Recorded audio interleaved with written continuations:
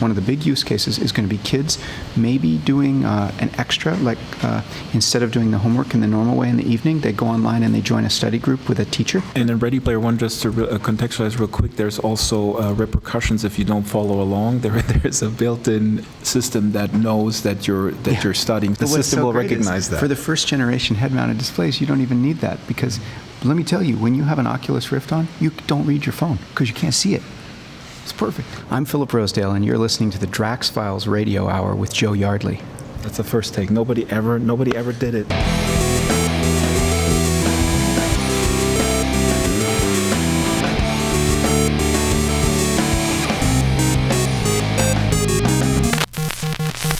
Oh, what a short station ID today, and what a special one too. Hello there, and welcome to the Drax Files Radio Hour with Joe Yardley. My name is Draxter Dupre.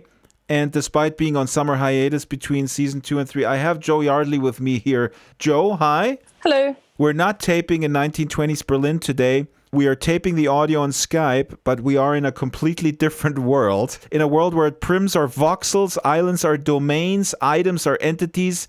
Can you guess where we're broadcasting from today? No. I have no idea. But where do you find yourself? What do you see around when you're looking at the world that you're in? Well, I'm in some sort of Italian village or something. Yes. David Rowe is with us today, also known as Control-Alt-David, maker of the first Oculus Ready viewer for Second Life. He's with us today. Hello, David. Hi, how are you? Very good. But David, can you tell us, where are we? So we're in the Draxter domain in high fidelity. We're in high fidelity. Mm. What do you see, David? Do you see stuff around you? Yep, so there's Joe, of course. Don't know where Draxter is. I fell through the floor. There's a village and the sea and, yes, a bunch of shops. Why are you in high fidelity, David? Why are you not in Second Life? What are you doing? I'm doing a bit of contract programming here, which is great fun. We do have Philip Rosedale, a long Philip Rosedale interview on the show today. I actually spent time at the High Fidelity headquarters in San Francisco a couple of weeks ago. We have Chris Collins, we have Ryan Karp, and we have Ozan Zarim a little bit later. Let me get some background first. If you're not familiar with High Fidelity, it's a company that Philip Rosedale started about, I guess, 2 years ago. I heard it on TechCrunch. It was announced that they got a couple $1 million funding. And in the announcement was kind of still obscure, was unclear what it was going to be. The announcement included the following sentence: prototyping the technology and user experience of a next generation virtual reality system. It's an expansive vision with a number of moving parts that are each unique and compelling new technology. So that was 2 years ago. What are some of these moving parts that they were so cryptically hinting at back then? High fidelity is both server and interface. So the server is an easy setup. You can run the server on your own PC even and have people visit just by installing software known as the Stack Manager. To view the content, you use what's called interface. So the whole system is designed for complex builds and large numbers of concurrent users. Part of the thing about high fidelity is that it's a distributed server system, even to the point of users being able to contribute computing power in the future. Now, David, the status of High Fidelity right now is it's open alpha, correct? So people can come in and they can open their own domains. It's available for anyone to try out and use. You can run your server on server farms instead of your own local PC, but there will also be the ability to distribute the load not just onto your server, but if there's lots of people there, some of the load will be offloaded onto other servers or other people's PCs. What are you working on right now in High Fidelity, David? What are you tackling? What are the big issues for you? Not a big issue, but the thing I'm working on right now is improving avatar gaze and ISA cards just to make the avatars look more realistic. Depends what web camera or other device you're using to track your head, if any, but we're making the eyes look at people, and in particular their left eye or their right eye, or perhaps their mouth, just the same as you would do in real life. And there's some ISA cards there for movement. This distribution of work, I find that fascinating. So there are little micro jobs, I suppose, that are being posted somewhere, and then you can hop in and execute those mainly coding jobs in high fidelity, and then you get paid somehow? How does that work? High Fidelity has a bunch of jobs up on their work list. Different people can bid on different jobs there. I like the And sound of that. I can't do anything useful, but I really like the idea of a company offering these jobs online and then people just going ahead and trying them out. Maybe there will be a time, Joe, when your skills as a Server of virtual beer. no, a server of historic mesh models will be needed, maybe to populate the marketplace. I mean, High Fidelity has already a marketplace in place. That's where I picked up my little Italian village. And Joe, maybe there needs to be a lot more items of historical nature, of historical Berlin nature. But what do you think, Joe, about your avatar? So you have an avatar that looks a little bit like you. It was made by Mei Li O, subject of the Drax files, and she whipped it up in Mixamo. What do you think? With all due respect, it's a bit scary.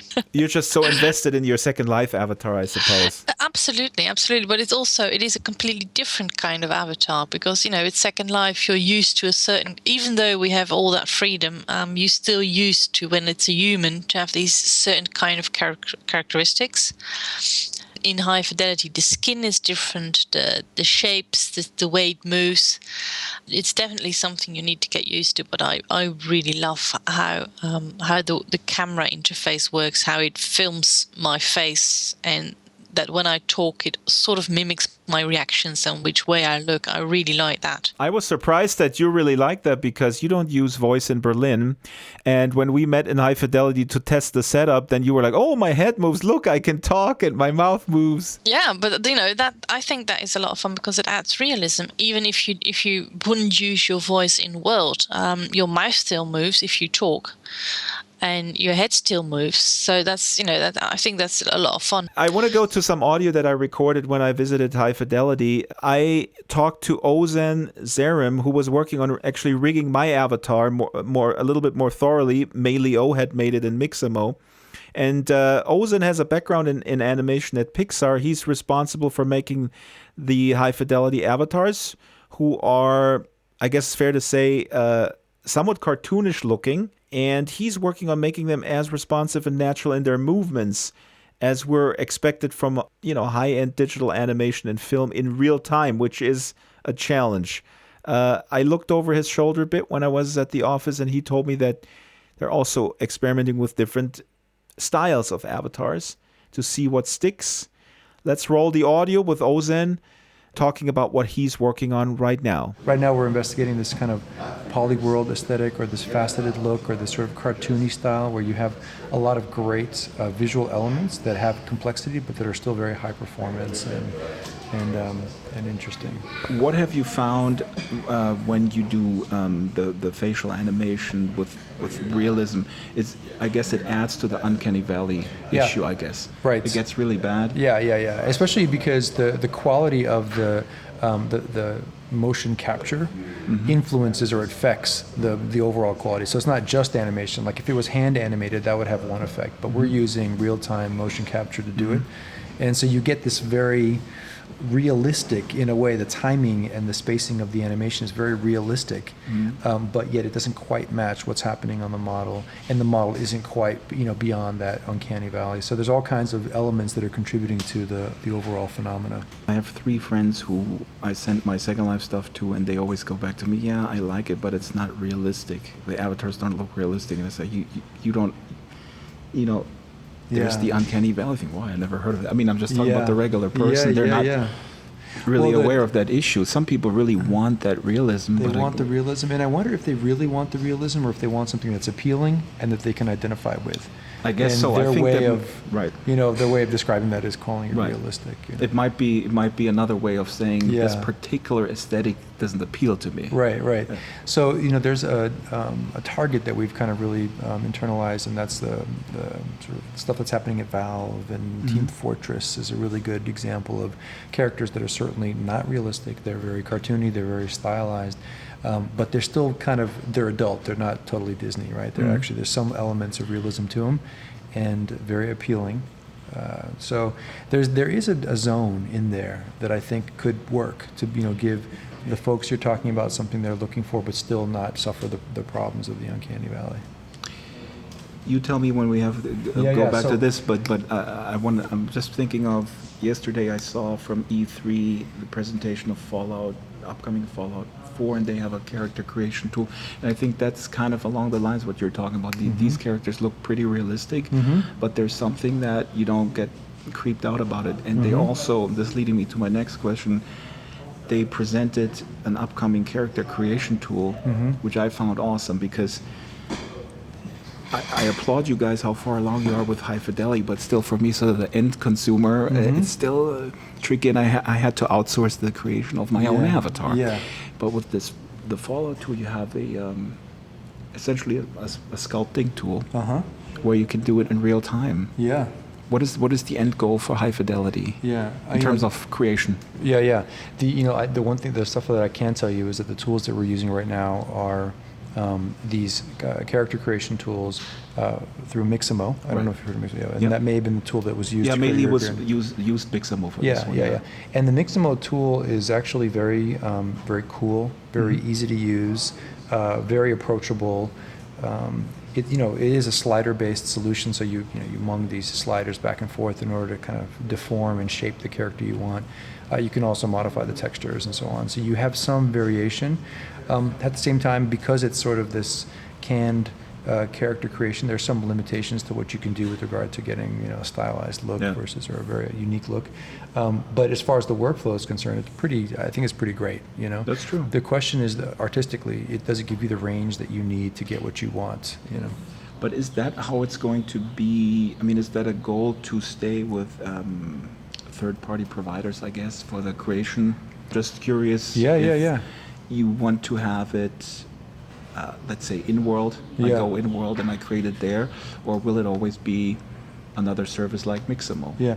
Well, I mean, one overall theme that we have been playing with is like letting 1,000 flowers bloom, sort of thing. So the fact that this is open source gives it the opportunity for anybody to create any kind of tool set or interface that they think is useful. And so we want to provide the foundation for them to do that. So it would be, I think, really great if there was engineers in the community that built those kinds of tools for character creation and so on. Right now, there's no initiative that I know of creating those in-world character creation tools. Right now, it's all an upload process. Everything's done outside and uploaded. People use Blender or Mixamo. Blender is actually one that keeps coming up a lot, because of the open source quality, because it's free. Here, let me show you this here. Yep. Ozone is bringing up the face shift here and putting my avatar in there. And so I see my avatar's lips move. I see the head move.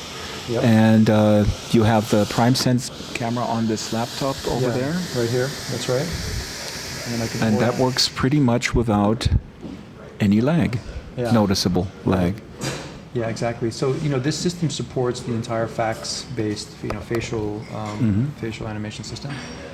That allows us to do things like mouth shapes and eye shapes and cheeks and so on. For this morning, I got this asset just this morning, and we talked about getting it in World. I thought it would be good to get just some facial animation. So this is just, you can do a subset of the face shape. So this is the mouth open, and a little bit of a pucker, and the blink, just to bring some life to the face. Right. So that then works without the PrimeSense camera, just with a built-in camera. It also works with a 2D camera. Yeah. So if I leave this open, and then I go into interface. And you're hosting this world also on your machine. The stack manager is running in the background there. Yeah, that's right. Yeah, that's exactly right. So the stack manager is running. I'm in my domain. And now Dragster is in world. So I'm going to specify which system I want to use. Right now I can use phase shift, or I can use the built-in 2D camera you talked about. If I go to phase shift, since it's active, you can see now it's kind of correlating. Right now the performance is pretty good. We might see that change in a second. And it's basically passing the data from the camera into the phase shift system across the network into interface.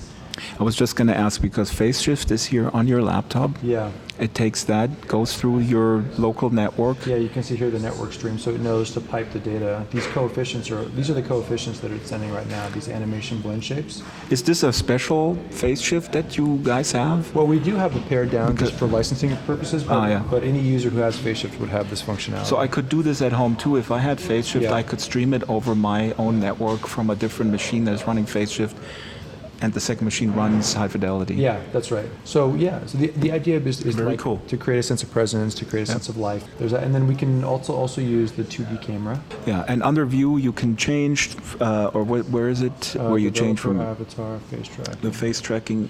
Now we're using the normal camera, the so built-in camera. Let me do that, and let me also close face shift just so that I don't confuse the system here. So that's just the 2D camera.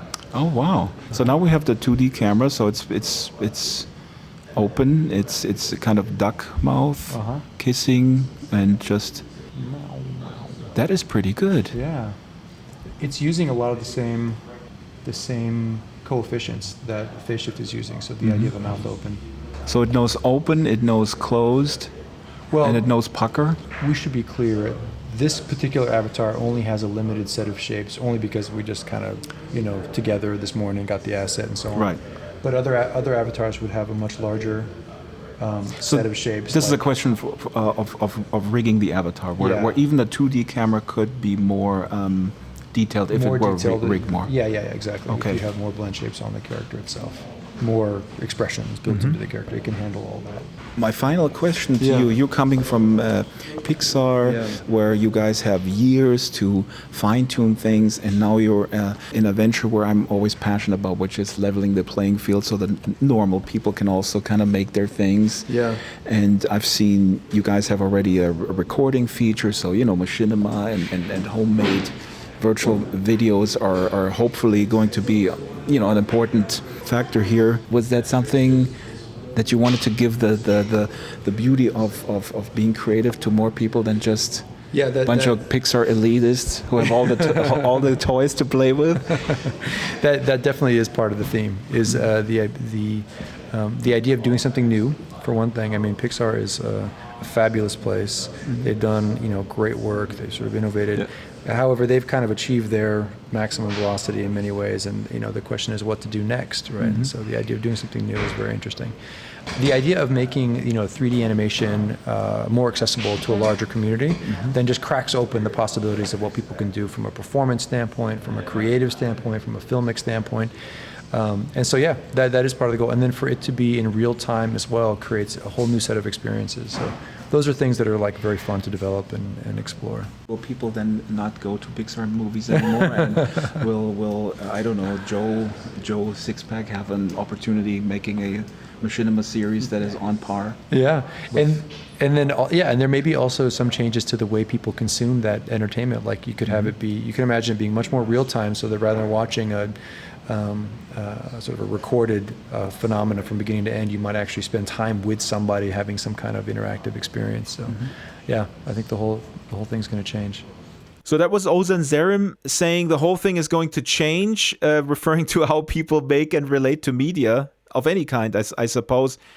David, I want to ask you, as you've been working in Second Life and now you're working here with High Fidelity, what do you think it takes to get people excited about virtual worlds? Well, it's certainly easy to use if you're a content owner or developer. You can set up your own sims, configure them how you like.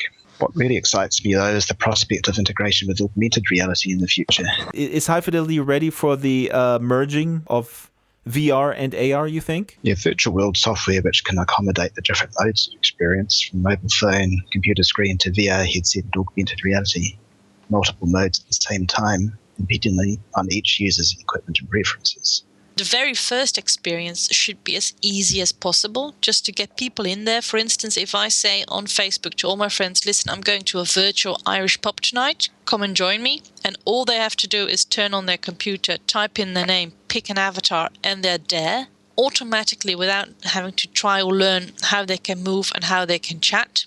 And they enjoy their evening there and think, hey, I want to come back here. That's when you've got them. And that's when you can tell them, you can build your own stuff, and this is how you can change your avatar even more, and this is how you can go to other places. The rest will follow. And I think that headsets and VR gloves and all those things will help, because if you've got one of those and the computer says put them on, and you put them on, and you are in an Irish pub, very good point. And the let's rest will roll follow. tape my conversation with Chris Collins, because he addresses exactly that. The man who helped me set up this visit and who answered a lot of questions and helped me with my little tech issues. Chris Collins, he, by the way, does some excellent tutorial videos for HiFi, and I don't know how he does it, because like you said, David, you have so many releases per day, like 3, and he puts out videos, and I guess, they could be obsolete a couple of days from when he posts them. Anyway, Chris Collins was also at Lindelab at some point, assistant to the CEO. Then he built up and led the enterprise division. So here's the conversation I had with Chris. Chris musing about an interesting fact concerning his high fidelity business card. What does my business card say? It doesn't say anything, because I go across a number of functions, from product, some community, and some sort of business development. Do a lot of work with running various external projects as well, working on the code base. So it's kind of a jack of all trades at the moment. Yeah. You are very, very busy. I don't know how. Your poor children. I make the time for you, Drax. That is really appreciated. So, the file of the avatar is stored, and this is one of the things that Philip also explained, which I think is great. You go to the preferences within High Fidelity, and then you just retrieve the assets that are stored wherever they are in Dropbox, here on you guys' Amazon servers. And now Chris is loading my avatar, and here he is, and he's looking at me. Much like building a website. So your website and your images for your website are hosted wherever you want to host them. Chris is zooming out. I'm on this windmill. It's beautiful. There you are. And this is a model that is straight loaded into High Fidelity. Yep. This is just a standard mesh model that we've loaded up in here. Windmill, full animation. You're very, very green of you to be generating my own wind energy. That's right. Your windmill. I think you also, or Philip told me that you tried it with an HTC Vive, and then Philip has been promoting the Volve that I tried at SVVR. Oh yeah, that's impressive. Yep. Yeah. So what do you think right now? Is there a big difference between all these? Well, I think everyone's working on high resolution, and then the consumer version of the Rift coming out at the beginning of next year has got significantly higher resolution as well. What's fantastic for everyone who's a consumer of this technology is that you've got fantastically passionate, very large companies that are working on this, and the technology is pretty much there to be able to provide exactly what we all need. For us, what gets us really excited is not only the headsets, but as you said, with the Fove, that eye tracking. We do some algorithmic eye tracking in our software right now, which we'll show. But also that hand tracking. So what's great about the Vive, you got the hand trackers. If you look at the presentations we're seeing with the Rift and their hand tracking that they're coming out with middle of next year, I think that's fantastic. Right now, what's the status? Is it plug and play in the sense with these other hand tracking with Leap? I know there's a pretty much plug and play, I guess, with Leap. Yeah. But what with all the other things that are coming on? I mean, how do you deal with this? Because almost every day something is announced. Yep. And do you then have to react and write a little code, or are you relying on the community to write that? So all of the above. And let me just sort of talk a little bit of the example as an example. So firstly, the source code being out there on GitHub and our licensing around that. We abide by very strict coding standards, and where that's really important is that ability for other people to be able to bring in their third-party applications, that it's easy to do. So we've got a whole bunch of external libraries for anyone else's SDK to bring it in. then one of the things that we're putting together, and one of the guys here has actually got it up ready to go, is sort of say, okay, well, here is, we want to be able to have different ways to be able to control how someone moves within the environment. So let's put together a layer that says, okay, if you're bringing in an Xbox controller, a Hydra controller, using a Leap, using the 3D mouse, Space Navigator, or any other controller that will come out, here's our application layer that you can just simply plug it into. Now, all of these applications, most all of them, let's take the Leap hands as a great example. They have their own SDK. So then we've got a whole section within the source code. You put in their SDK, then you can configure it all up, and away you go. So, getting to the point where it's plug and play, but plug and play is more from you'd want to be more of an engineer to put the SDK in, make sure it's all hooked up, but then deploy. That process should be very easy. As far as usability goes, there's constant polish that needs to be that needs to happen there. Really, what our overall core focus as a company right now is building out the back end. That as Philip probably went through. Is there an internal timeline, I guess, in terms of a final date when this thing is shipped, like a car that you can drive? You would have had to ask Philip. Yeah, I think he dodged that one, but that's he did. No, that's completely understandable. It's just curious for me as an outsider how there must be a certain pressure to deliver, because it seems from the outset that there is a race. I don't know I can term it dramatically like the race to metaverse dominance. I don't know what Facebook is building. For example. What I do think is very important is the and if I look at kind of the past and stuff that I've worked on, the ease of people and the ease of people to be able to get the application. And this is not so much with your Mixamo how easy it is to get something, get an avatar in. This is more how easy can I get the application? Right. And where that becomes interesting is those that can build stuff with the application, help out other users with that application, start to feed those things into the marketplace is very important. Yeah. And I was going to say the second part to that is the ease of ability for those that want to be able to manipulate the code base all the way at the lower level to be able to get to the source code. And those things are really important. And that's where a lot of the strategy we're following, like what the Apache web server. Right. And I have to say, and that's what I told Philip. I mean, what is really, really impressive is the ease with which I can start my own island domain sim, whatever you guys call it, domain. I mean, I think that is huge. That's what made Minecraft ultimately very successful, that I can get my own thing and I have a sense of agency over it. I register it and I get the stack manager, and even I was able to do it under 5 minutes, as you had promised. See, some of the videos you can. That video was very accurate. It was not false advertising at all. Yeah, we will, and that's something that and I think in a lot of the current videos that we've got out there, with the state of the alpha product, and I think in some of the videos I say it. I say, I'm assuming you've already got these things hooked up. Yeah. Because even with the HMDs right now, these take a little bit of work to work out how to get it plugged in, which screen it's going to be on.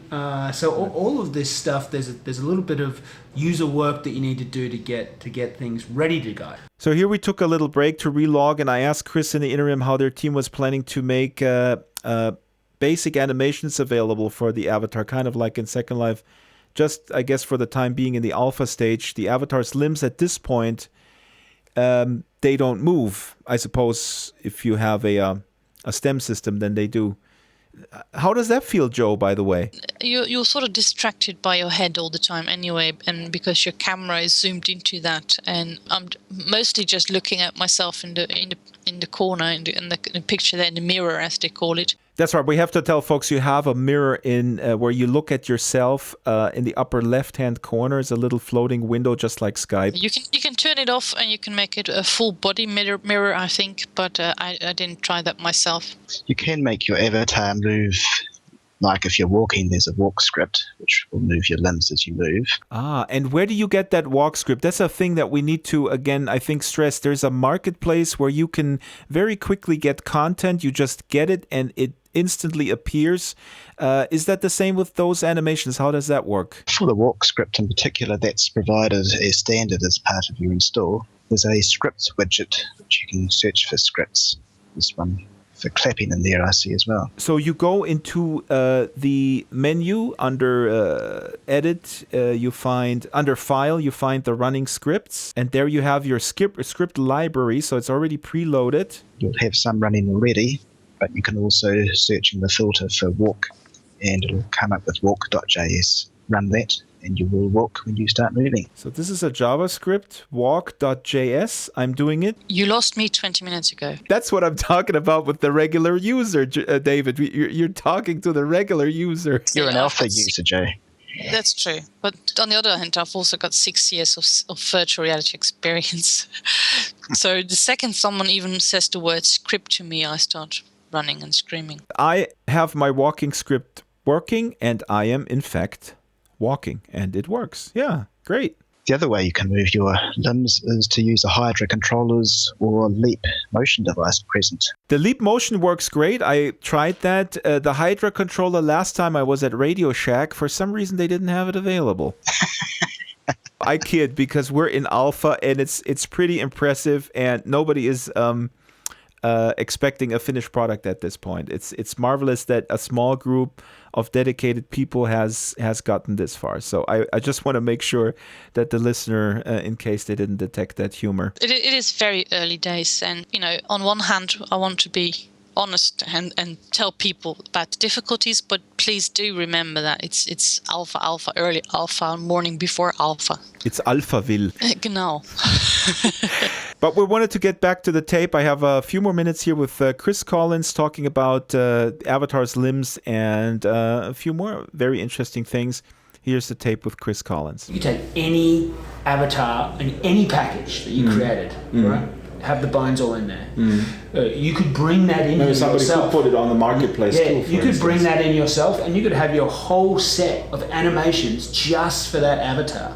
So where that's really interesting is because that avatar could be anything that you wanted, any kind of structure, and then have a whole set of animations. Like you said earlier, a furry, a robot, or anything in between, a toaster oven that were the anything you want. So at the moment where the application is that capability, when you come in, those things are all open. We haven't at the moment got something that is saying here is the default here are a bunch of default animations easily available for you. You're kind of getting in and scripting some of that stuff. Let me ask you the question that I asked Ryan. Do you have someone in your family that is sort of the last holdout? No, just real, just physical, that you kind of test this stuff on? My wife. Good. Yeah. So very, she's highly skeptical. Very real time, very not skeptical at all. She, I've been working with this stuff myself for like 10 years.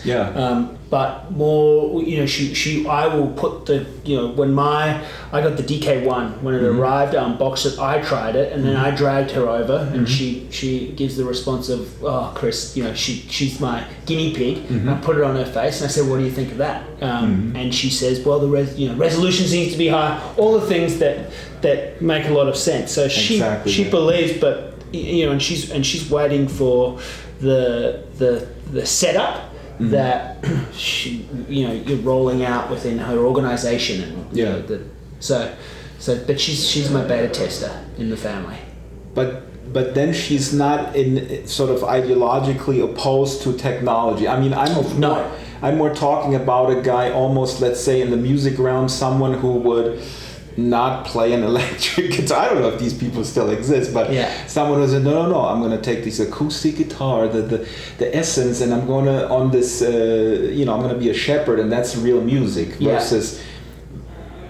And I do have people say that, like in the context of art. I always make the argument: look at the creativity and the artistic and everything that's happening in Second Life and in these virtual environments, and how the playing field is level. People are on the table, and they would say, no, you need to have a brush, a canvas, And you need to taste the paint, I guess. Yeah. That's the core argument. Yeah, I guess I to be honest, I haven't in the last probably 2 or 3 years come up against much of that kind of question. Because you live in San I Francisco. live in San Francisco, but I also think that if we, there's been so many revolutions, and that are happening faster and faster and faster. Right. The smartphone, the social networking.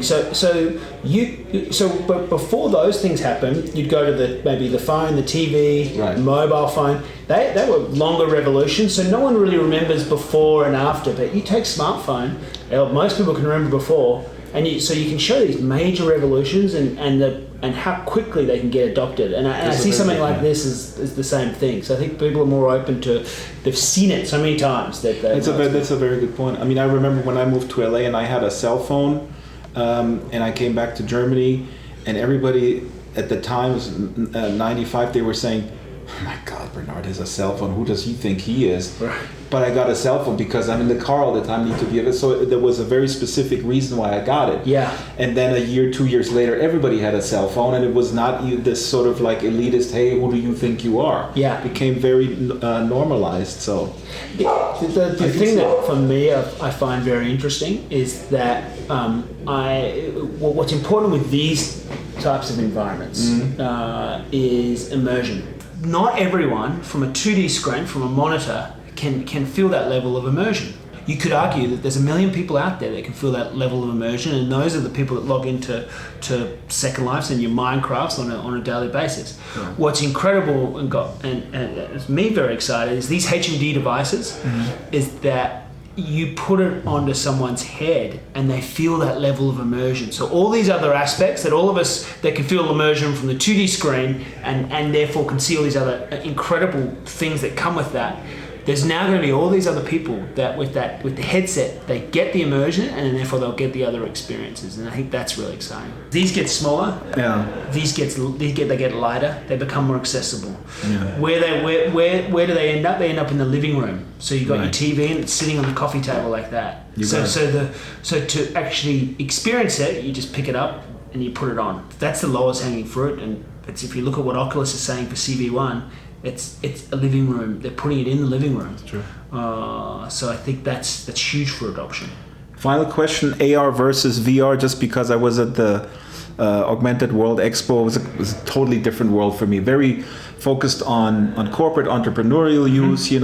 Construction site and a remote operator telling the guy at the construction site, do this, do that, because they see him and they have overlays and stuff like that. What do you think? Will it merge or is it another death match? No, I think they'll merge.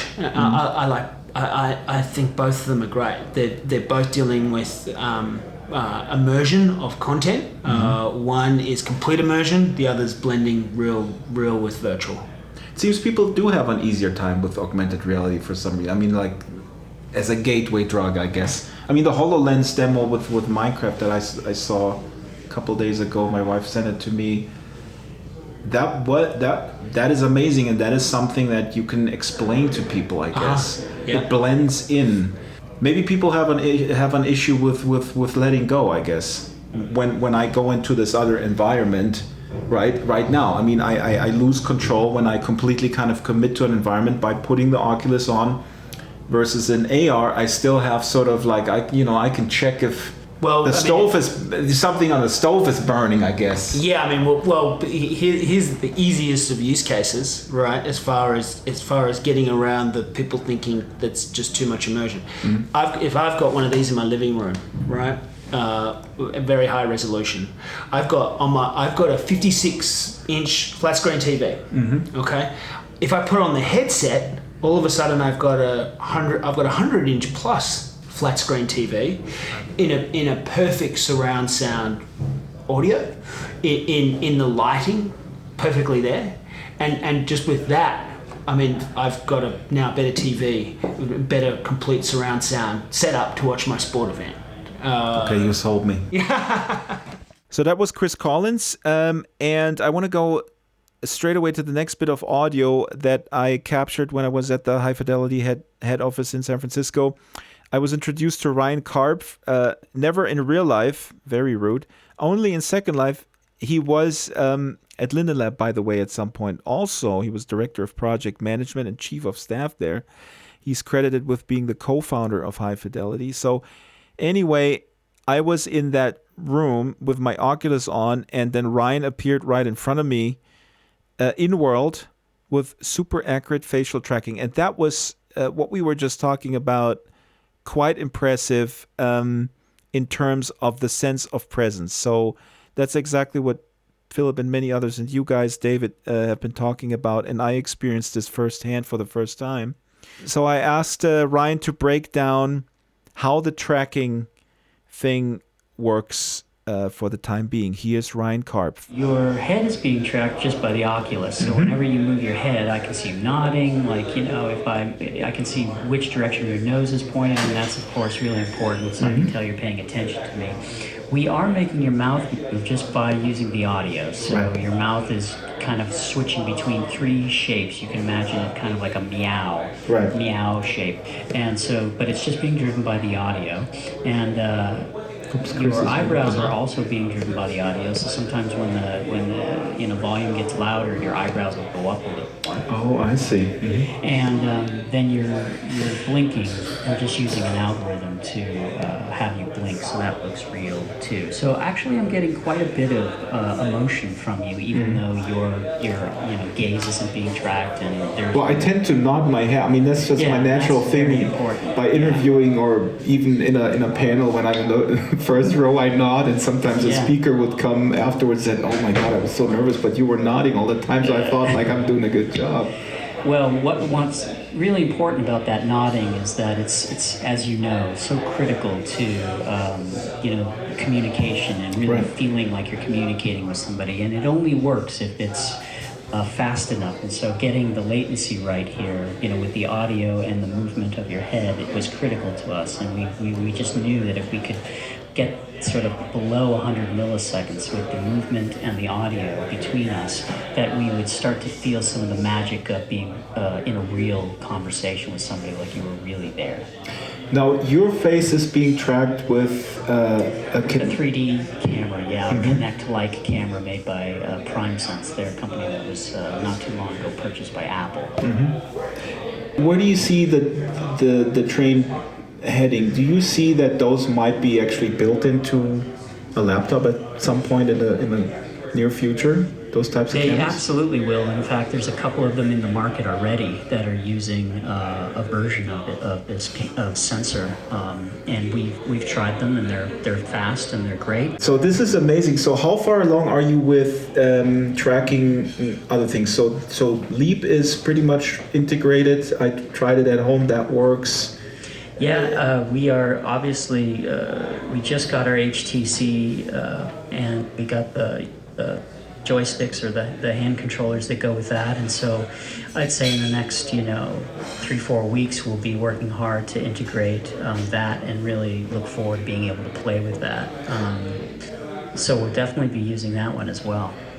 So and then as soon as we can get our hands on the new Oculus hand controllers, we can't wait to dig into that because they look really cool.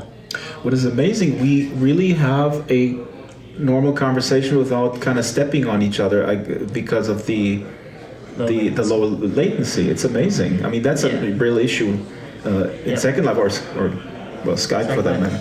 And cell calls, they're horrible. I mean, the cell call latency is up in the 400 to 500 millisecond range, and Skype is somewhere, I think, around like 200. But we're trying to get, like I said, below 100, sometimes even faster, below like 50. Now, can we, if you want to teleport me, can we try a few things? If you want to invite me somewhere, how would that work? Well, in the head-mounted display right now, poorly, unfortunately, but we're working on that.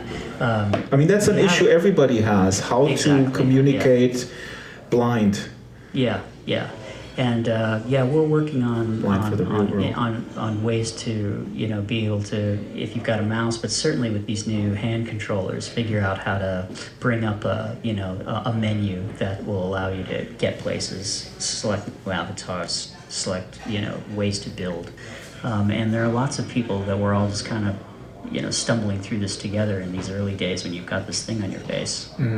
But could you send me a message for teleport, or could you quote unquote force teleport me to a place? I would have to go there myself. Yes, we don't At this have that. Unlike Second Life, I can't invite you somewhere yet.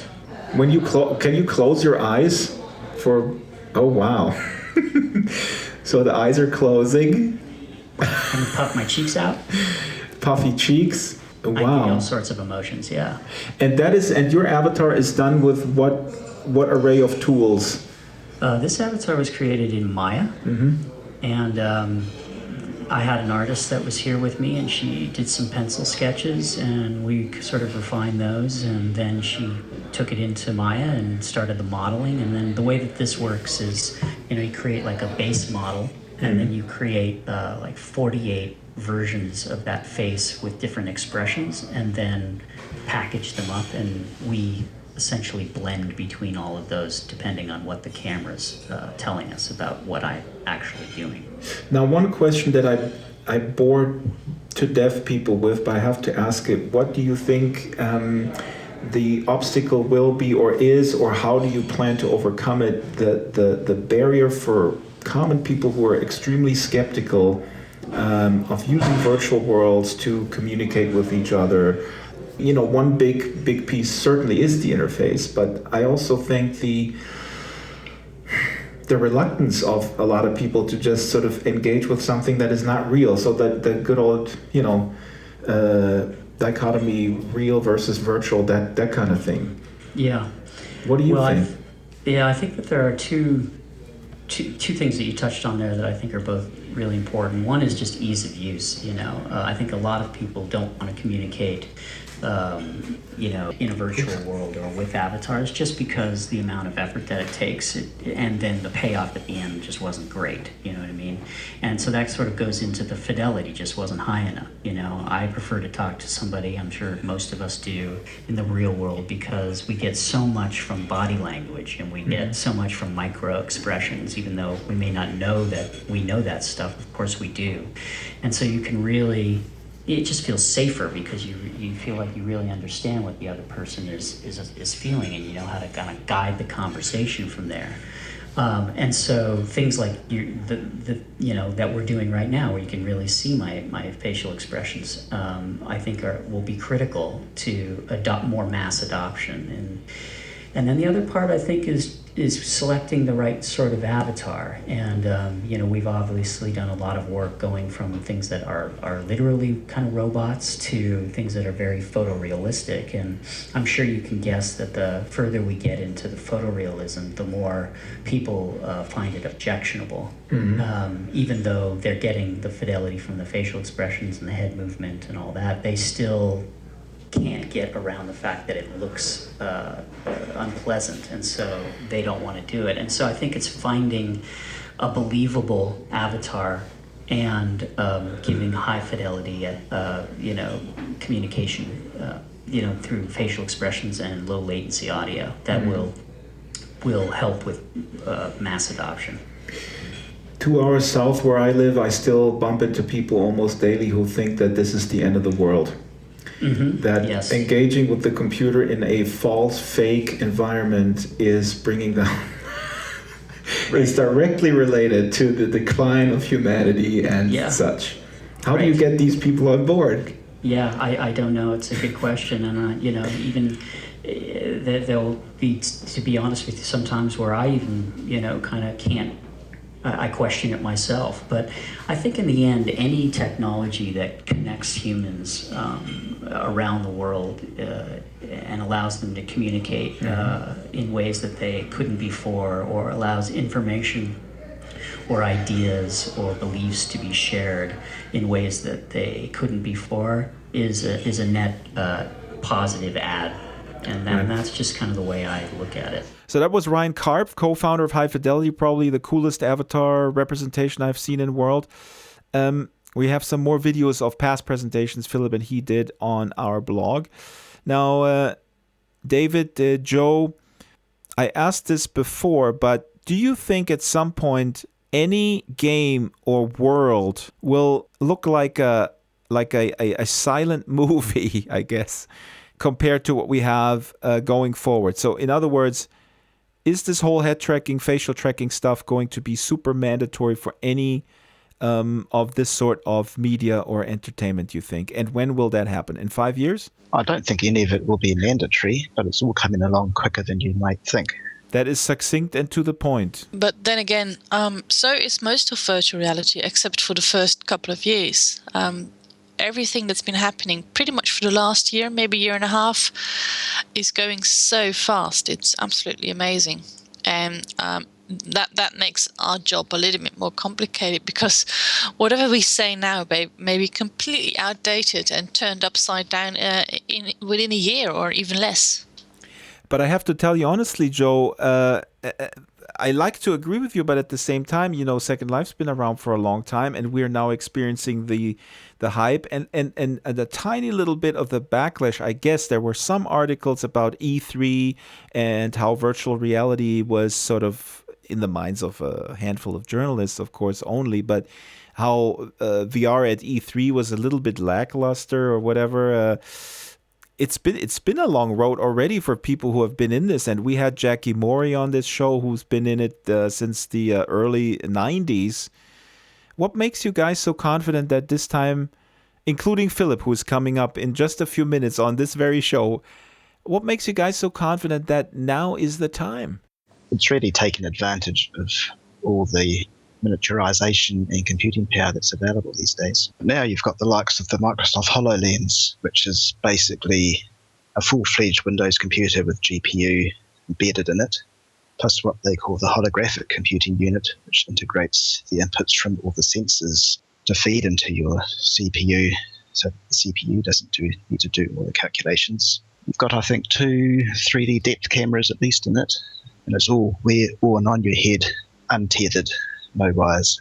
I think the untethered aspect, or the possibility that it will be in very short order be looking unobtrusive and untethered, obviously is to me the major factor that regular people will put it on their heads. Who cares? I just don't understand this. There's people complaining. For instance, Warren Spector, who is a very well-known American video game designer. I think he worked on Deus Ex, very well-known game, even though I didn't play it myself. But he, somewhere in an interview, said that he thought that people don't want to look stupid, and that they look stupid with a VR headset. And that he's scared that if he's going to explore virtual reality with a headset, that someone may come up to him with a baseball bat. And I'm going, in what kind of world does this man live? Obviously not in the basement. No. I guess he's playing his computer games somewhere in a public square or something. I mean, I play my games and I explore my virtuality at home in my own room. Well, I've got my own apartment, so every room's my own room. But with my door locked, there are no visitors. I mean, the only person who can attack me and brutally beat me up is my dog. I would even expand on that, because I do also think this is obviously shifting social norms. It wasn't normal, and I know, Joe, you still hate it, although it is now completely normalized, that people look down on their cell phones all the time while they're walking.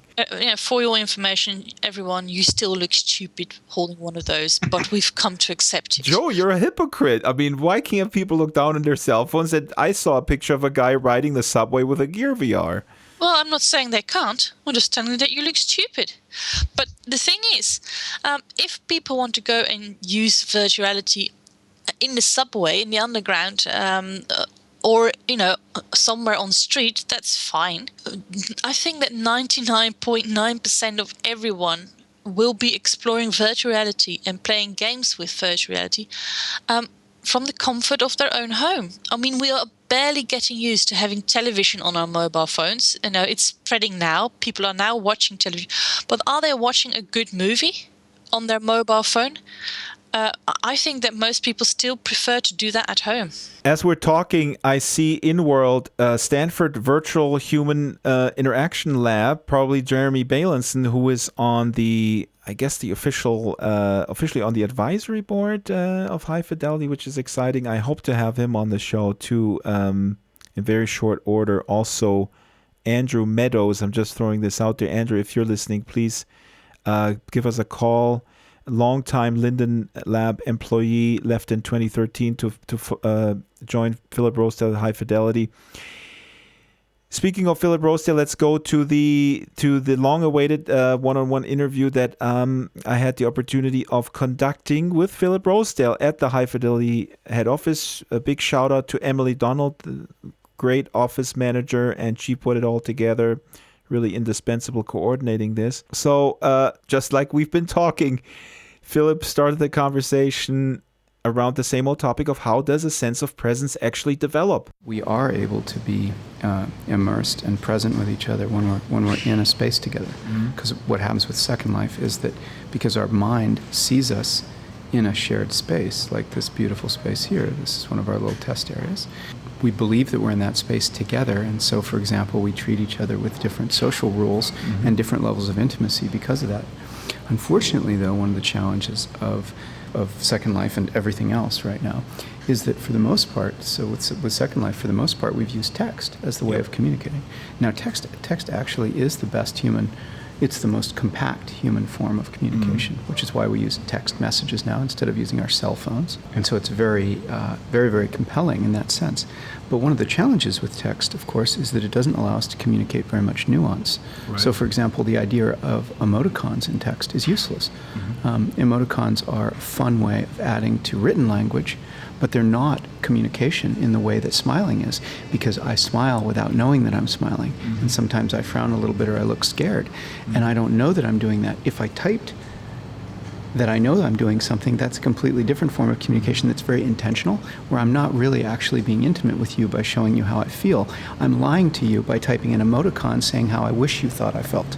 Some people are very reliant on text, and it's been a huge issue in Second Life when voice was introduced. Right. And I did a story on a woman who has autism, and she says that text in Second Life is so great because people assume that it takes some time to type it, and so I'm not under this pressure to deliver so fast a reaction in a conversation. So for her, text is great.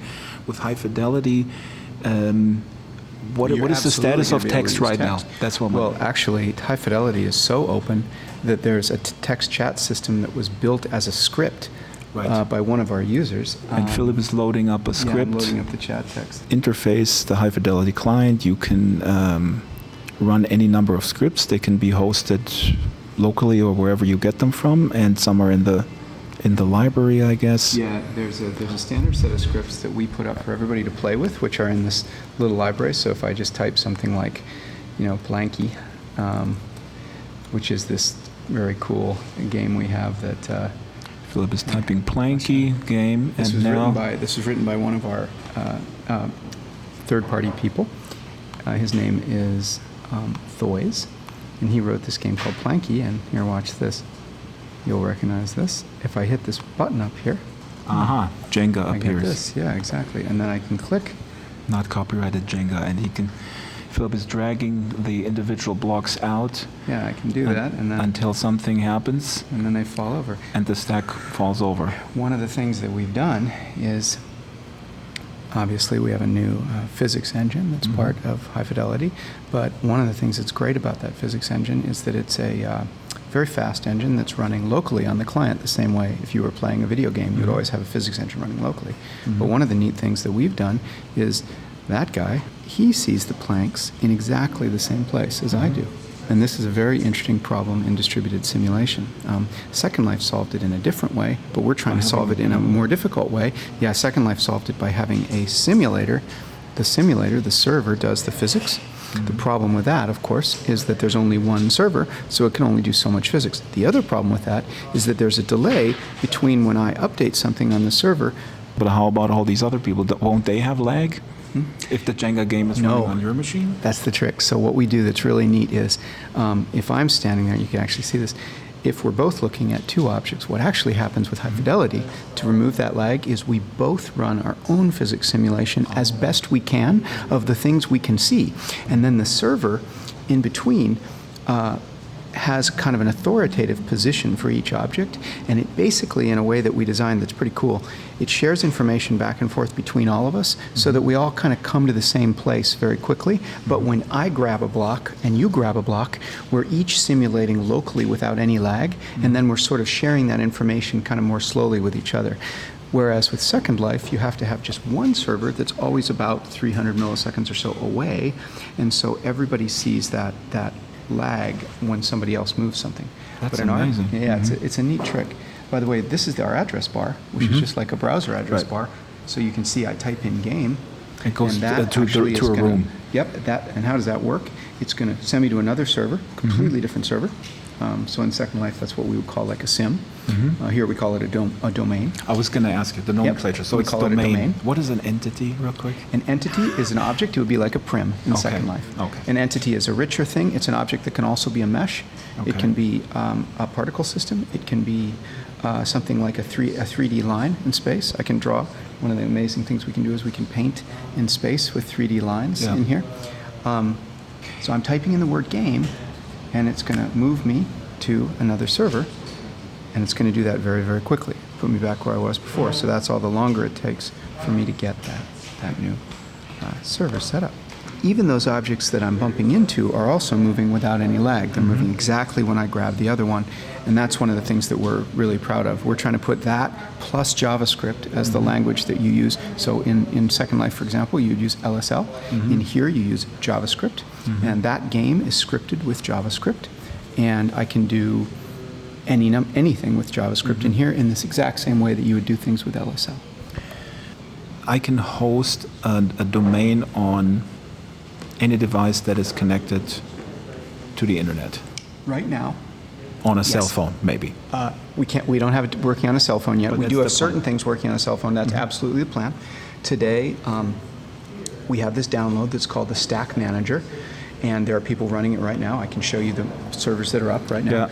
The Stack Manager is a piece of software you download. We call it a Stack Manager because it's the server, but it really runs several different servers in the same way that if you run a website from your own machine, you typically call something that is called like the LAMP stack, if you're on Linux. Yeah. So our Stack Manager is the same thing. What do you think in the long run when everything goes live? Should there be a message like I'm not home right now, or leave a message, or there's a little mailbox or some fun thing so that people never come back again, like a website that's down, you never go back to that website? Right. What happens with you're right. What happens with our system, what I was trying to show you there, and I'm not sure why it didn't happen on yours, is about 15 seconds after your laptop is closed, our system will find that out, and when somebody tries to go to your server, they'll get a little message that says this server's not online right now. And if you go to our directory, which is the high fidelity site, and you go to who's online, Right, then you see the now online. it's going to show me all the machines that are actually online, and like this is where yours would show up. Yeah, and it doesn't because And it it's doesn't not on. right now, which is the right behavior. So that it disappears from this search list. But this search here, unlike this is a very different search than like Second Life or anything else, because obviously we are acting essentially as the DNS or the That's search right. system for this. So it's my own responsibility. You are running your own server, right. your own responsibility. Right. You can have a If my web club page is with closed 20 and links. tons of Yeah. Japanese tourists show up on Monday, but I'm in a wedding or something and my jazz club is closed and making this stuff up, then it's my own fault that the jazz club is not open and I didn't take Right. advantage of these 20,000 Japanese tourists. Exactly. The open source route, why is it the obvious choice? Well, I don't know if it's the obvious choice, but I think it's the create the future. metaverse finally. I think the question is whether we're early in the same way that we were with Second Life. Are we early in doing this? But I don't think we are, and let me defend why. Basically, there are 1,000 times more machines available to host virtual worlds on if you use everybody's machines at home than there are in the server networks. So we estimate that there are somewhere between about 500,000 and 1 million host servers that are available in all of EC2 and Rackspace, which are the two largest providers of rented server space. Right. So in fact, the total number of servers on the internet is a fairly modest number, about 1 million. I'm sorry to cut you off. I heard you say that before, but what happens? Right now, I have 5 Macs at home Right. for video editing, and they're not on. How can I contribute them? So the way High Fidelity is going to work is that in the next... and what's the incentive to leave them running 24/7, I guess? We're going to...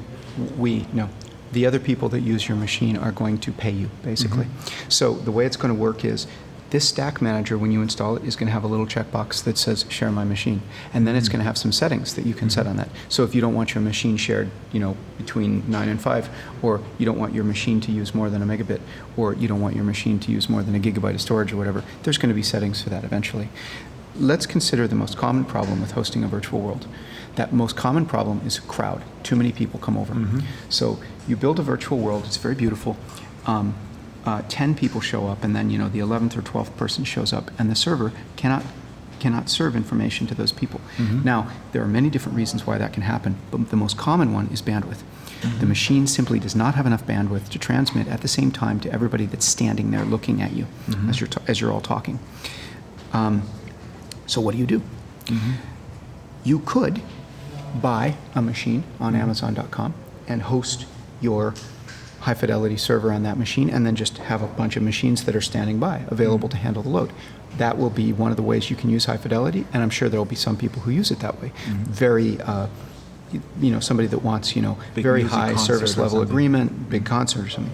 But the more common thing that's going to happen is the experience that everybody from Second Life knows very well, which is 20 people show up to your house to hang out, and basically everybody is having a bad experience because the machine is overloaded.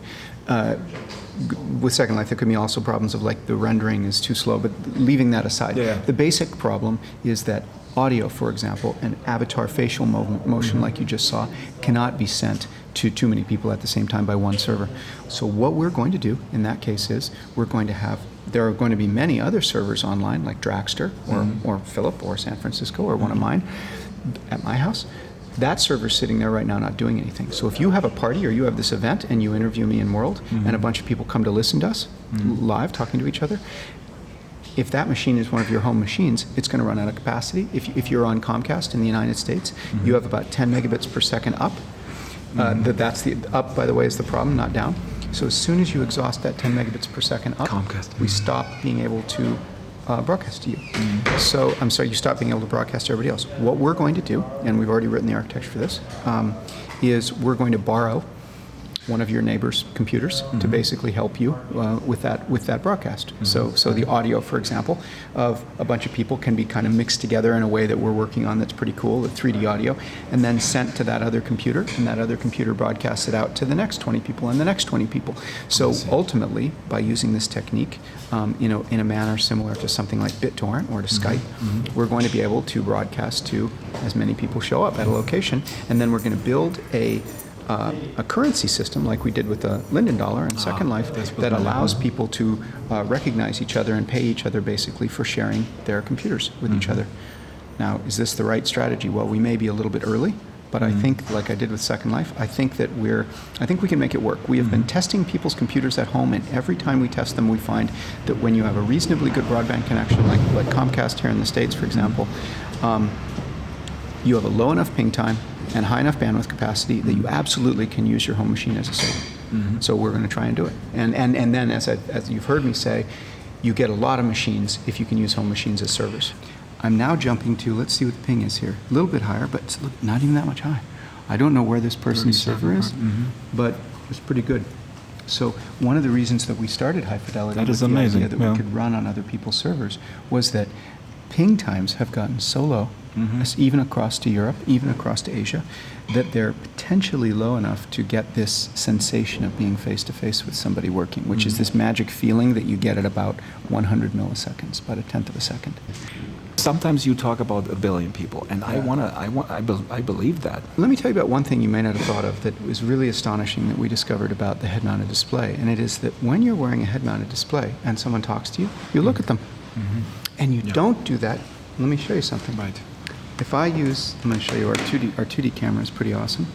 If I turn on just my face tracking and I ask it to use the camera, if I have a meeting, like you've been in many times in Second Life, and I have a bunch of people, a person standing here and a person standing there, and this person speaks, guess what happens? It's very interesting. On a normal PC screen, you would think that I turn my head toward that person. And in fact, we actually adjust how much my avatar's head. You'll notice it's turning a little more.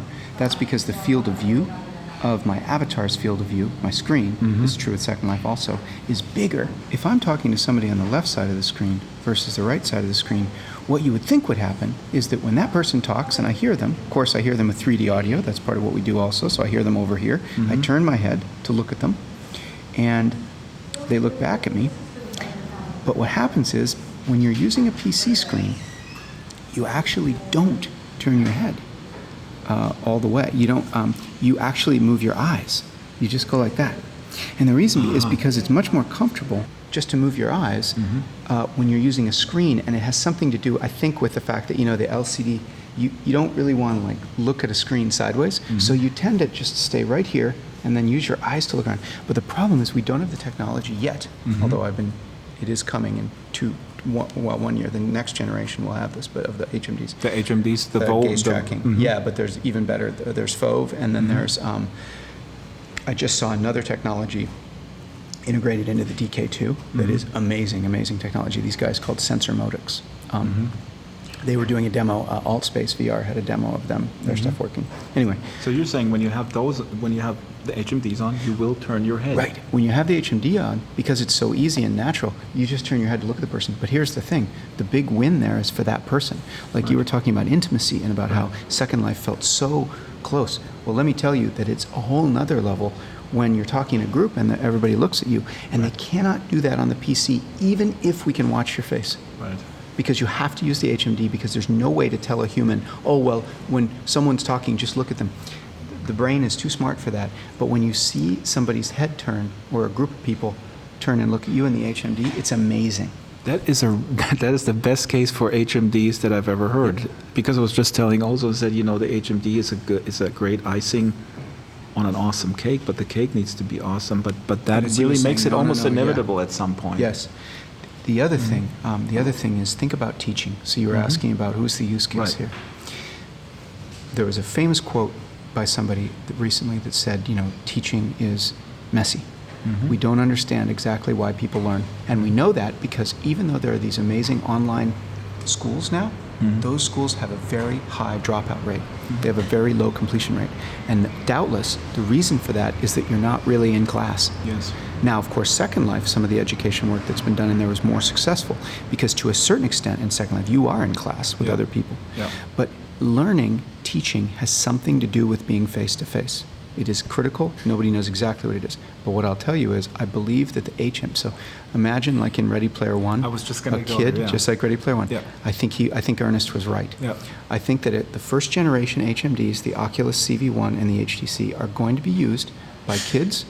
One of the big use cases is going to be kids maybe doing an extra, like instead of doing the homework in the normal way in the evening, they go online and they join a study group with a teacher that is teaching them about, you know, biology. And let me show you one thing we built. This is pretty cool. So again, I'm going to bring up my address bar. I'm going to take you to another server. And in Ready Player One, just to contextualize real quick, there's also repercussions if you don't follow along. There's a built-in system that knows that you're studying, so you can't just sort of do other things. The system will recognize that. For the first generation head-mounted displays, you don't even need that, because let me tell you, when you have an Oculus Rift on, you don't read your phone because you can't see it. It's perfect. Good point. So not only do you have to look at the teacher, and she can tell if you're That's a looking good selling point for reluctant teachers. But what I want to show you right now, I'm jumping to another server, boop, boop. Cell School. Oh, wow. This is the thing that I showed on stage a little bit. It's just a work in progress right now, but this is a living human cell, and we're going to start experimenting with a high school teacher and some students, and we're going to teach them about mitochondria and cytosine transport and ribosomes inside this. This is being built by us actually this is much like the great content in Second Life. It's being built by us by a team here in San Francisco that's a content development team that has done educational materials. And so they're actually using high fidelity best they can, and we're fixing things for them as we go along to build this experience. There's going to be 3 different workstations, I think, at the end of the month, where you'll be able to learn about different parts of the cell. I mean, this is a real no-brainer. This is amazing. You're really inside. You're inside the cell. And think, we're going to go on and on until you're going to be able to go down and zoom in on something and see the atoms, and you're going to see proteins being made. this is an example of something that without visual immersive context is very difficult to learn. My daughter, who's 12, came to me unprompted. We were working on this. She has not seen it. She came to me the other day and she said, "Dad, I love math," because she does. "I love math. I think math is great. I just started this biology stuff." She's like, "I hate it because it's just memorizing. It's just a whole bunch of long, difficult words about the insides of a cell, or whatever about biology." And I said, "Boy, am I working on something important for you. You're going to love this."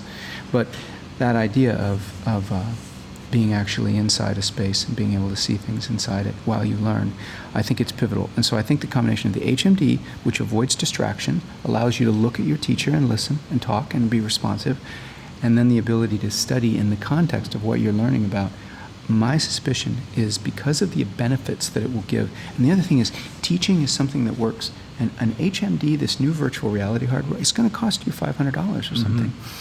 So that investment has to make sense. But I think as a student, the investment does make sense. Like, it's completely reasonable. Oh, I completely agree. My district, they greenlit an $8 million measure, but just for more testing software, which I was against. But for something like this, if they were, because this is unleashing creativity versus, I think, is my personal opinion, more stifling measures of sort of just tracking. They basically bought math tracking software with a built-in grading solution where the kids, there's a timer running, and that might work for some kids, but for some it just doesn't work. It's stressful. Yeah, it's just exacerbating the stress. But this is quite amazing. So there's a no-brainer to adopt these things. And but then model, a school district would have to buy all these HMDs. Well, no, but the other thing, they will have to buy HMDs. And I mean, in the beginning, we're going to do some experiments and grants and stuff where we actually just get to buy them for people and install them. But the cool thing is, once people do start to use these HMDs as students, the school won't have to do anything else. So with High Fidelity, this is all free. A school can set the server up completely free, run their own machine. Teacher can run her own server, and then the other thing is that the content model, because everything we're doing is open source and open formats, we're going to set up some kind of like a wiki where teachers can share we're going to make all this free, the inside of the cell. So you'll be able, as a biology teacher, you have a to marketplace. I was talking to Ozone. It's amazing. You already have a marketplace with models and stuff like that. It's very nice. There was 2 weeks where I didn't check on your progress, and then all of a sudden, boom, there's the marketplace. How important is it to you to also, because Second Life leveled the playing field in terms of with Prim building, and it kind of brought people to the table who have no skills in 3D modeling, and they were able to get really, really far with Prims. And you have here with the voxels, I played around with it. It's very intuitive, I think. What do you think, sort of projecting forward, will people use that a lot versus just importing models? I believe, here's what I think. I think that you have to have the quality that models allow. People demand it because you can make things that are so beautiful with models. However, I believe that as we get these new hand controllers, the HTC Vive, the Oculus Touch, maybe some new version of the Leap Motion or whatever, where you can use your hands with 6 degrees of freedom, I believe you can paint and build in real time. I believe that somebody's going to figure out a way to build maybe some sort of a sculpting metaphor. That's what I was going to say, because in the best universe that I can envision is really where you sculpt this thing in real time, and it has the same fidelity as coming from Maya or Blender. Here, watch this. Let me show you the last thing. Again, there's a really cool script here that we have. Check this out. So if I was bringing up a script, paint. I just ran another script. Now you might think I'm painting on the screen. But I'm not, of course. I'm painting in 3D. It's and 3D if I paint. use one of my hand controllers, which I'm going to run out of time here and not be able to show you this right now, but now look, if I go back, isn't that cool? So again, but for you on the horizon, this is also something that you think somebody will come up with. If you give them the tools like this, somebody will go like, hey, wait a minute, I'm going to develop a thing where you can sculpt 3D models in real time. Yep. I think that some new version of the Prim, which is what made Second Life so compelling in the very beginning, you could start with this cube and you could edit the cube without needing Blender or something like that. I think that some new version of the Prim, hopefully on our platform, will show up, maybe as a project by somebody. Like, I wouldn't be surprised to see, I've seen a lot of attempts to do modeling with 6 degree of freedom controllers, and I think they're experiments. I don't think we've quite found it. Tilt Brush is the one that's just everybody's talking about. These guys, amazing work. They just did a event last Saturday that is an event that's showing people using Tilt Brush live with the HTC Vive. But I believe that those early experiments are going to lead to some kind of a new model for in-world editing, which is like the Prim. Yeah, because the keys, then you have to have the people around. Otherwise, it's solitary. Yeah. Loki Elliott, my good friend in Second Life, also built amazing avatars for high fidelity. I don't know where he gets the time from. It's God bless him. What kind of avatar do you build for high fidelity? With the TV head, the Loki avatar, and it's like a robot. Yeah, he has 4 different versions. And he asked me to ask you, how does it feel for you personally? Is it the same feeling as when you started Second Life? Is it the same type of excitement, or how would you describe? You're here in a building with, I don't know, how many employees do you have? We're 18 people. 18. Yeah, it feels a lot like 2002 again, when we were getting Second Life ready to come out. And that was 12, 13 years ago. But with the difference, you have a whole new generation of VR enthusiasts. Yeah. I mean, we have more tools to play with now, and we have these devices that are going to allow you to put your hands into a virtual world. And we dreamed about them then, but we knew that they weren't there, and so we did the best we could with the mouse. And I think that we did pretty well. I mean, Second Life obviously is, I couldn't be happier. I mean, it's been, it's been amazing. You think the press is overhyping it, though, to the detriment of Jackie Mori, who's been around for a long time with virtual reality? She says, the press is doing the same thing, and it's going to be hyping up expectations, I guess, is the issue. And then the normal person goes like, yeah, no. And then because virtual reality is in the end going to be such a big deal, there's no stopping. I used to say this all the time about Second Life. There's no stopping people from hyping it in the press. Every time there's a shot, every time there's a chance that it might get big, everybody is going to hype it like crazy. Second Life was the last time people did that, but there were times before, as you know, the early mid-90s, and I was around for that, was another time where people hyped virtual reality like crazy. Then there was the late 80s before that with Giant Linear and the first wave of input devices. So this has been happening over and over again, but the reason it's been happening over and over is because we really are going to be changed by the ultimate transformations that virtual worlds bring us. So it's appropriate for people to get excited, but I agree with Jackie that of course, again, there will be many expectations that will not be met.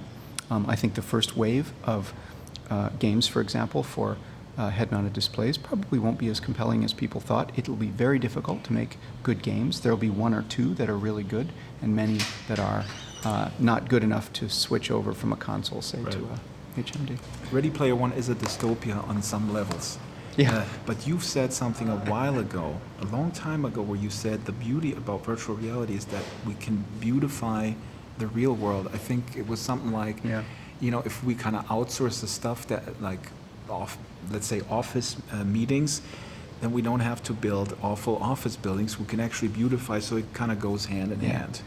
Because in Ready Player One, I mean, it's a dystopia. I mean, the main character lives in dismal circumstances. Yeah. What would you say to these critics? Dystopia sells books and movies. So that's not to say it's a bad thing. Dystopia is a requirement for a really compelling human drama in most cases, especially around science fiction. Actually, I don't wish that weren't true. I love those stories just as much. I just saw, what is it? Ex Machina. Ex Machina, I have right? to see it. Wonderful, right? Wonderful. About, But of course, is it a dystopian perspective? Well, it has a megalomaniac in which you don't need to have a megalomaniac, but that's going to make the story great. So the dystopian perspective really sells. But everything we've seen about communication technology used globally is that it is generally a trend toward more freedom for human expression and better compassion and connection between people. So that was Philip Rosedale back in the virtual world groove, which is very cool after a bit of coffee and power excursion, if you know what I mean. We have to wrap up the show. This was going way over time. And David Rowe, thank you so much for joining us, me and Joe. David, how are you splitting your time between Second Life and High Fidelity? Because I think you're still updating the Control-Alt Studio Viewer to be compatible with the Oculus Rift in Second Life? Yeah, I'm finding it a bit hard to get time for Second Life. Eventually, I'll phase out the Control Alt Studio Viewer once Linden Lab finish off the Oculus Rift support, and it's included in other third-party viewers. Their Oculus Rift code works just fine. It's just not available in OpenSim at present, as far as I know. My last question to you, David, before we wrap it up, a question I also asked Chris and everyone else there. What do you think if you look into the future? Is there going to be an ecosystem of worlds with many players at the table? Or can you imagine one metaverse company dominating the marketplace? Will it be Linden Lab with Project Sansar? Will it be Facebook? Will it be High Fidelity? What do you think? Hopefully, High Fidelity has the prospect for being the Apache of virtual world servers. The Apache web server is an open source web server, and it has a very large proportion of the web server market.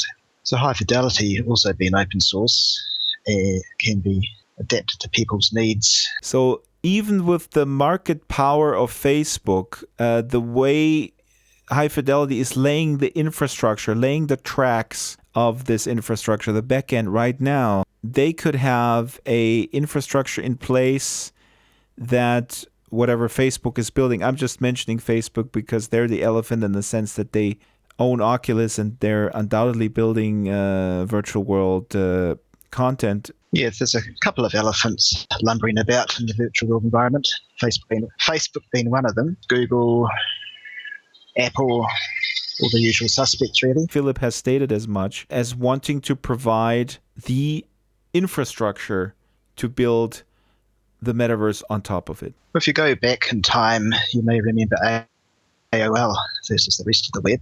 AOL being a walled garden type setup, but then the rest of the web came along and enabled everyone to do whatever they liked. So High Fidelity is open source, definitely not a walled garden. What do you think about the web as the virtual world? I mean, Tony Parisi, who, and I have to look this up, at some point was also announced as in an advisory type of position at High Fidelity. Tony Parisi is making the argument that we already have a metaverse of sorts, which is the web, and we just have to implement WebGL, and there you go. WebGL plus all the device support, etc., of course. Correct, yeah. So what do you think of that? I mean, this is an existing infrastructure that we have, and there's plenty of examples out there, Oculus Ready, that are quite impressive, built with WebGL. For individual experiences, like canned experiences, there are quite a number of things you can do. But for a more open-ended thing, you really need something more capable, I think. So it comes down to, again, the continuous universe, if you will, that High Fidelity would be able to provide versus individualized experiences. Well, High Fidelity could basically do both. Well, David Rowe, thank you so much for being on the show. The last word goes to you, Joe, as usual. Will you be spending your weekend here in High Fidelity trying out different walking animations, buying a server? Have you bought a server yet, a domain? Or are you going to be in Second Life? So what's it going to be? For me, right now, High Fidelity is still a little bit into an early phase, too early for me to get started, because I'm very narrow-minded. I just want to do one thing, and that's time travel.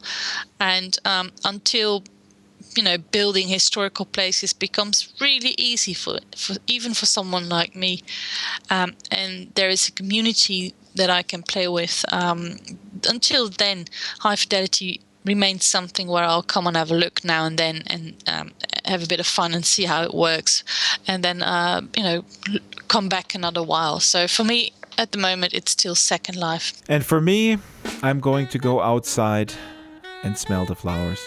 Liar. All right, you got me. I'm in the attic. What, you moved up from the basement? Oh, yeah. Did you tell your parents, or did they kick you out? They're renting the basement out to some... Geek. All right, that's enough. Have a great weekend, everyone. We're all deserving a summer vacation. I'm taking it, as I had previously announced. So next week is going to be a rerun of a really, really cool interview with someone who you will see or hear next week. Thanks, David and Joe, and have a great weekend. Bye now.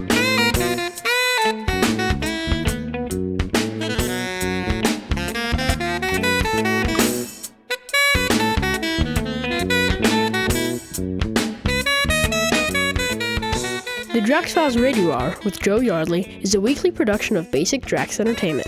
The show is supported by Dwarfins, Leap Motion, Dutchy Furniture, Stitcher, Fateware by Damien Fate, Giza Creations, Eros Avatars, Maven Homes, Mad P Productions, Bot Girls Identity Circus, Ison, Carvel Design, Vika Creations, Humanoid Animations, Loki Elliott, Botanical, Death Row Designs, Fallen Gods Incorporated, What's Next, Abraminations, Blue Moon Enterprises, Avacon, and Landscapes Unlimited. Contact the show via Skype, DraxFiles, Avatar DraxFiles, or email radio@draxfiles.com. All right, you can go back to the basement now, thanks. Excuse me, it's you who's living in a basement, so you shouldn't be talking. I'm living in the attic. Same thing.